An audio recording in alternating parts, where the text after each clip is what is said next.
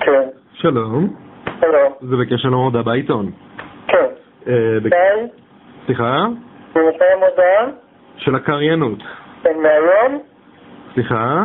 המודעה ראית אותה היום? סליחה? אני חושב שבתי ראית את המודעה. בישראל היום.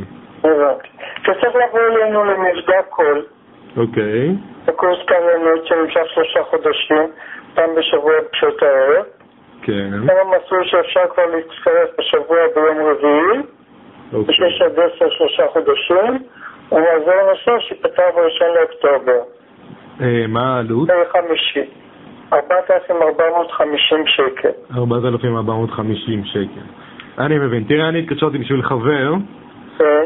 אני אתן לך לדבר איתו, תסגור איתו את הפרטים. רק שנייה. אוקיי. שלום. הלו. שלום. כן. אני רציתי לראות קריין. תלך להזדרן יחד עם החבר שלך, תגיד לו. מה זה?